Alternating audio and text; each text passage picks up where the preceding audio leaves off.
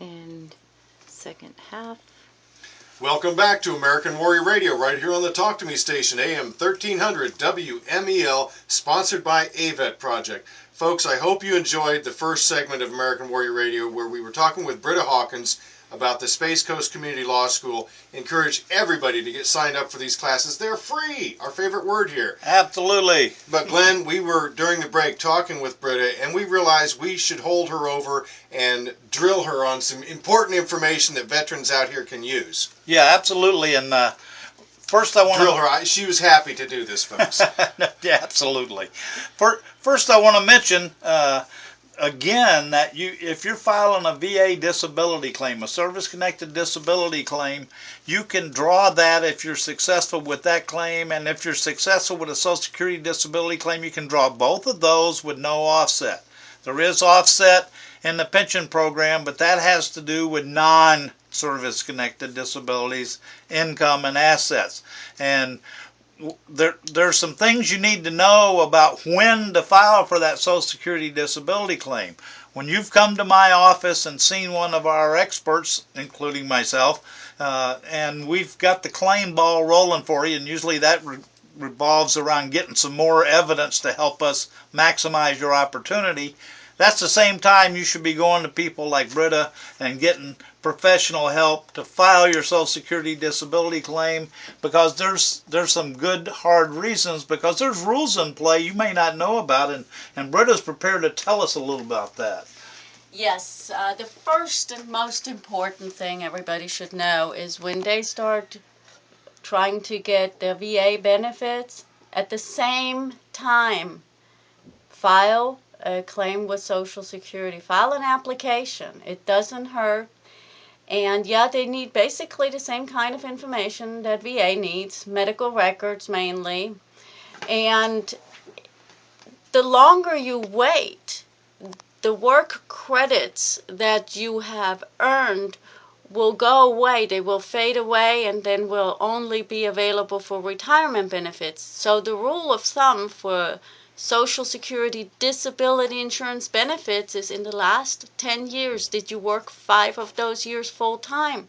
So you should not wait first for your VA rating. It doesn't really, yeah, it's sometimes helpful, but it's not absolutely necessary. And you can draw both benefits without offset, like you said. So it's important to get an application going.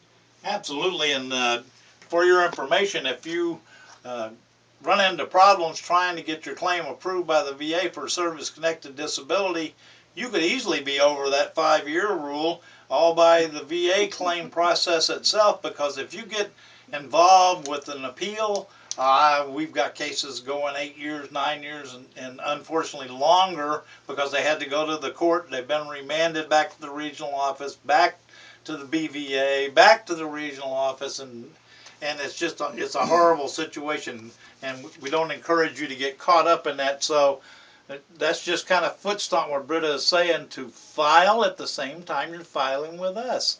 And remember, you may only have a couple of things that you're filing for with us for service-connected disabilities, and you may have 5 other things wrong with you that are not connected back to your service, but you can use all of those for a Social Security disability claim, because they don't have the caveat that it has to be connected back to your military service. Which Right. I think is a good point, Britta. If somebody, let's say, was a jet engine mechanic, and they've got some hearing loss or some ringing in the ears, and they've gone to Glenn's office and filed a claim for VA compensation, that's one thing. But maybe unrelated to his or her active military service, they had a heart attack, and they're laboring, and they're really not able to function in a workplace environment. What advice can you give them? They have their claim filed with the VA. Absolutely. They should get in to see someone like you. Yes, absolutely. We look at all the medical conditions. We don't look out, Social Security doesn't really look outside. We want to know, can this person work? So basically, if you have medical conditions that keep you from working for at least 12 months, that's all we need. That's the benchmark, 1 year? Well, yes, but you don't have to necessarily wait 1 year to file, because the process is you file an application, about 3 months later you get denied. Then you file within 60 days, you have to file the appeal, right? So now you're asking for Social Security to reconsider. Well, of course they will. 3 months later, they will deny you again. And from that point on, you have again 60 days to ask for hearing with an administrative law judge. So from asking for a hearing with a judge to actually getting the hearing is about a year, maybe a little more. You've already tucked away that year or so. Right. So you are well within. And now, let's say your condition gets so much better, you can go back to work. I can make the case go away. That's okay. You know, my feelings aren't hurt. Nobody's feelings is hurt. But at least I tell my clients that this is their safety net. If nothing gets better, then... Or worsens. If it worsens, then you have it right there. You know, then you have the claim already there. It's already going. We're going to the judge. And the onset date of disability is movable. Whatever you tell Social Security initially, it doesn't have to be that. I can move it around, whatever I can prove, or whatever you can prove, or whatever can be proven in the medical records that you were unable to work. And so... Explain that, though. What is this gainful employment? Well, Social Security looks at whether you are capable of substantial gainful activity. And that has a monetary value. It's a little bit more than $1,000. I always tell my clients $1,000 before taxes. That's the cutoff. And if you're above that, even though you may have some major medical problems, if you make more than that, you don't qualify because you're meeting SGA, or substantial gainful activity. So if you are unable to work, that's the main thing. And so you might only be able to work for 2 days out of the week, and the rest of the days is either in doctor's offices for treatment or whatever it is, you know. So you can work a little bit while having a claim filed with Social Security. So there is some working in there. Yeah, that's very interesting because when you're dealing with service-connected unemployability claims, the VA has the same definition as Social Security does. It's a monetary-based thing, and it's predicated upon the wage that a single person earns it's expressed monthly, but it'd be on an annual basis. Mm-hmm. And it does not matter how many hours per week you work or how many days per month you work. It's just as long as you don't earn is the key word here, earn enough money to exceed that cutoff, which $1,000 is a good way to look at it. And so there are that's a big similarity between the two. The two are intermingled in the use of evidence, and you may use the same evidence to support claims in both sides. Absolutely, yes. And but the main thing is to remember that you can draw all your Social Security disability and all your VA service-connected disability with no offset. And boy, is there some misinformation out there about that. Absolutely. I see that a lot as well. So, Britta, if a veteran comes to your office and says they'd like some help with their preparation of a claim for Social Security disability benefits, and they maybe don't even have a VA claim, do you advise them? And also, what is the fee structure for your office? Well, Social Security has a rule that all the Social Security representatives, attorneys as well as non-attorneys, are governed by, and the rule says that the attorney gets 25% out of the back pay, but no more than $6,000. So generally, as long as Social Security doesn't make any mistakes, we get paid directly from Social Security. So there is it does come out of the back pay, but the client does not have to give us a check per se. And we do not take any money initially. I just get paid at the end by Social Security.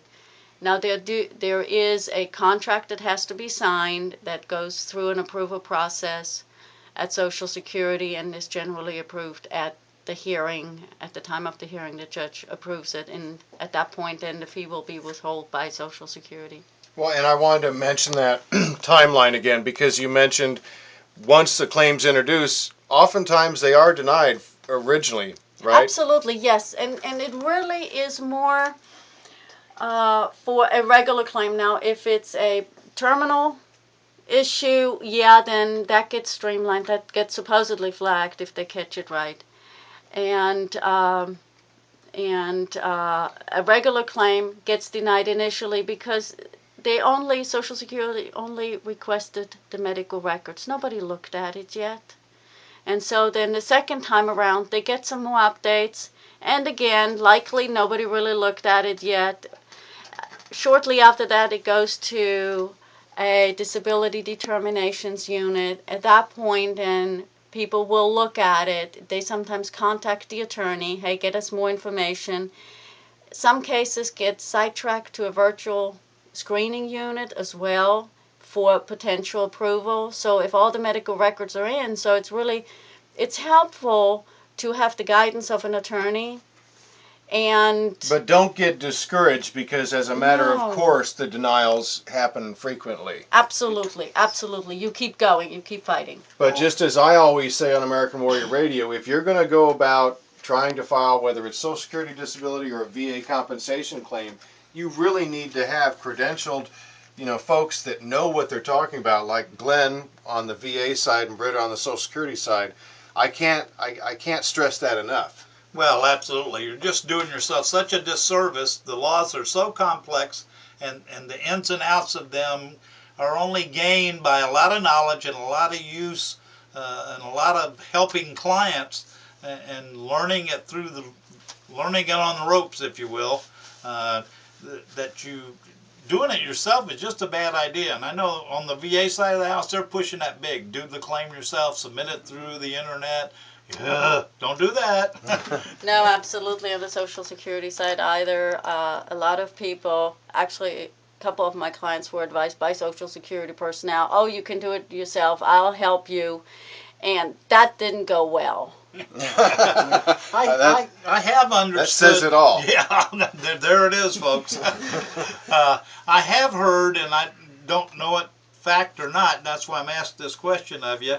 I have heard there's a quick list in Social Security where if you are afflicted with some of these, and I don't know how many there are, but it's a list of disabilities that the approval is almost automatic. So. Well, it's the compassionate allowances. That's what the list is called. It grows. It has obscure things on there, but my clients come up with even more obscure illnesses.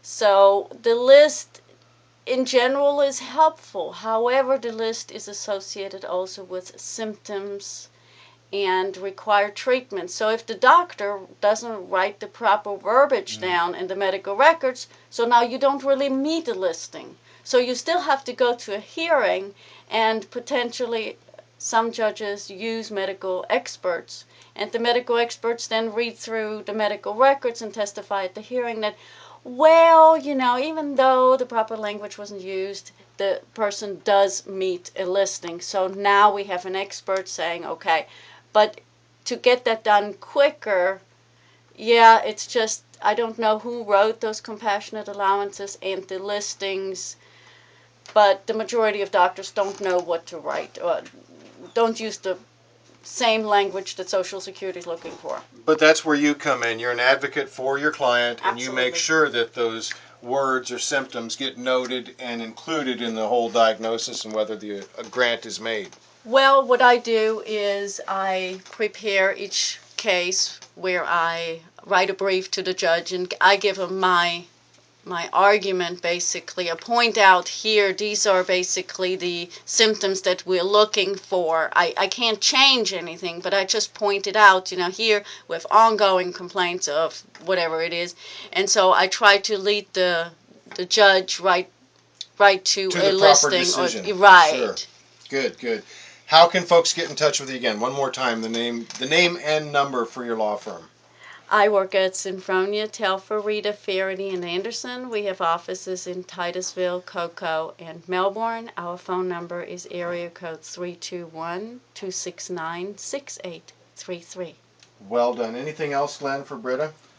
I just really appreciate you coming and sharing that information, and I hope everybody's listening real careful out there, because you just got a whole bunch of free information that's worth a ton for you concerning Social Security disability. You're going to hear me rant on for a long time about what you need to do for VA disability, but you know, throw away all that street language and got all that street advice, because you got it straight from an expert's mouth today. Exactly. The rumor mill, the grapevine, whatever you want to call it, it's going to get you into more trouble than it's worth. So Absolutely. Go to the source. Glenn on VA, Britta, and I'm sure you've got other associates in the practice that help you. Absolutely. My most valued assistant is Jamie Batson. She is basically the administrative assistant for the law school. So Awesome. We've been talking with Britta Hawkins. Thank you so much for your time today. We really appreciate it. And for hanging around a little bit longer and talking specifically about veterans and how they can achieve their Social Security Disability Award.